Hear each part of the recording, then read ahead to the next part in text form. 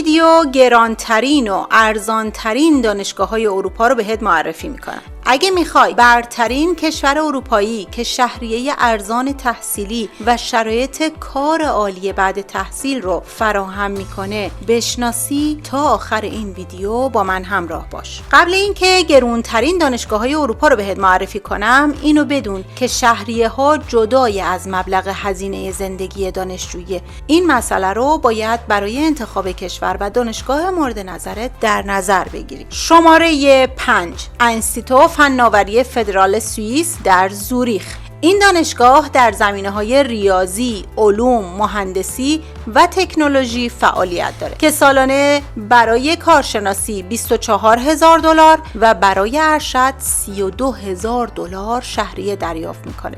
این دانشگاه به EPFL معروفه. با اینکه شهریه بسیار گرونی داره، ولی به دانشجویان با نمرات خاص ممکنه مثل دانشجویان بومی برخورد کنه و بورسیه بده. این هزینه فقط شهریه دانشگاهه و هزینه زندگی گفتم که جداست. شماره 4 دانشگاه باکینگهام بریتانیا. مدرک این دانشگاه به جای 3 سال در 2 سال کامل میشه و در زمینه حقوق، پزشکی، علوم آموزشی، علوم انسانی و تجارت. شهریه دانشگاه یوبی در هر سال بین 17,000 تا 40,000 پوند متغیر. شماره 3 دانشگاه سلطنتی لندن امپریال کالج. این دانشگاه به طور انحصاری بر علوم پایه، پزشکی و مهندسی و کسب و کار تمرکز داره. شهریه این دانشگاه سالانه از 35,000 تا 65,000 پوند متغیره. شماره 2 دانشگاه آکسفورد.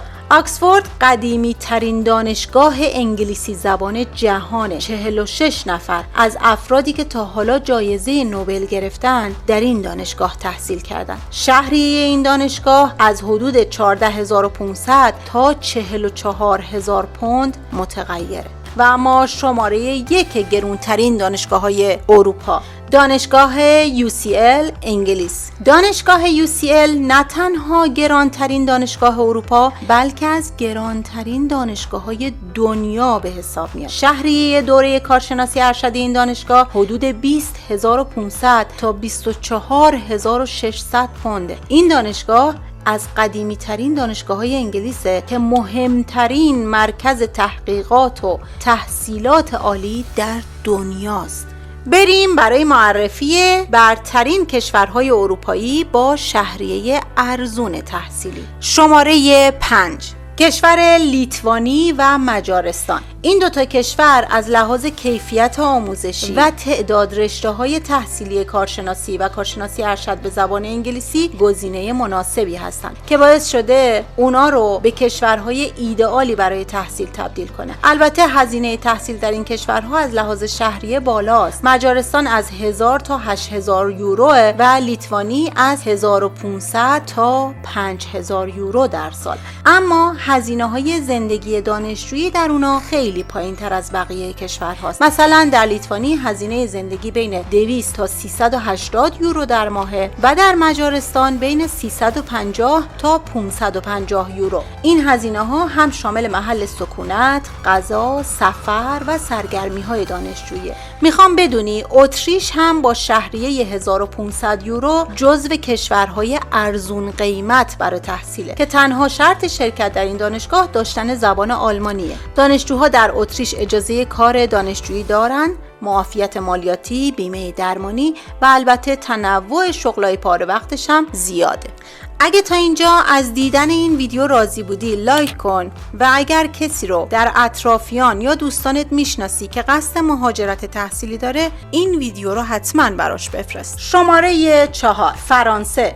فرانسه یکی دیگه از مقاصد تحصیلی محبوب و کم هزینه در اروپا و حوزه شینگنه. شهریه دانشگاه‌های فرانسه بین 170 تا 650 یورو در ساله که رشته‌های دکترای مهندسی و پزشکی شهریه بیشتری بین 450 تا 600 یورو دارند و هزینه‌های زندگی دانشجویی در این کشور بین 700 تا 950 یورو. شماره 3 اسپانیا. وقتی دنبال بهترین کشور برای تحصیل ارزون در اروپا میگردی، به اسپانیا برمیخورید. این کشور آب و هوای فوق‌العاده مدیترانه‌ای داره و یکی از گزینه‌های جذاب دانشجویان بین‌المللی به شمار میره. میتونید دانشگاهتون رو از بین بیش از 70 دانشگاه دارای رنکینگ جهانی و رشته مورد نظرتون در مقاطع کارشناسی و تکمیلی رو انتخاب کنید. میانگین شهریه در اسپانیا بین 300 تا 350 یورو در ساله که برای دانشگاه‌های دولتیه و میانگین هزینه زندگی دانشجویی بین 600 تا 1000 یورو در ماه. شماره 2، ایتالیا. قدیمی ترین دانشگاه اروپا در ایتالیاست و این کشور امکان تحصیل در تمامی مقاطع تحصیلی رو داره. خوشبختانه امکان تحصیل به زبان انگلیسی هم در ایتالیا وجود داره. شهریه دانشگاه‌های ایتالیا از 0 تا 2000 یوروه برای هر سال، اما ممکنه بر حسب زبان شهریه تغییر کنه و هزینه‌های زندگی در روم و میلان بین 900 تا 1500 یورو در ماه و در شهرهایی مثل پیزا، پادوا، تورین بین 600 تا 1100 یورو در ماهه که شامل هزینه‌های اسکان، غذا، حمل و نقل عمومی و سفرهای داخلی و سرگرمی‌های دانشجوییه. و اما شماره 1 این مجموعه، آلمان. در یک جمع‌بندی کلی برای تصمیم گیری در مورد ارزان ترین کشور برای تحصیل با کیفیت بالا، آلمان بهترین گزینه است. البته باید به این موضوع توجه داشته باشید که یادگیری زبان آلمانی در مبحث ادامه تحصیل در آلمان از اهمیت بالایی برخورداره و به دلیل تقاضای زیاد دانشجوها از سراسر دنیا، روند اخذ پذیرش و ویزای تحصیلی آلمان زمانبر و کنده.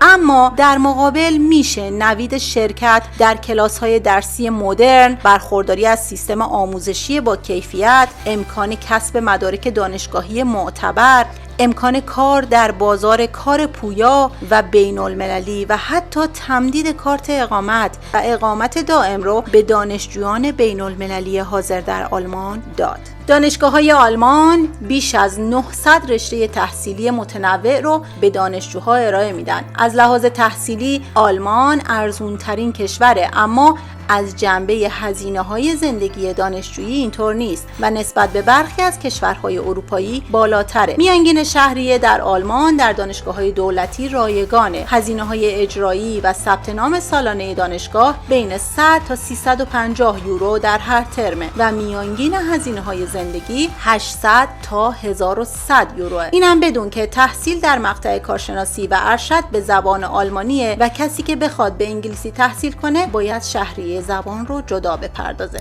ممنون که تا آخر این ویدیو با من همراه بودی.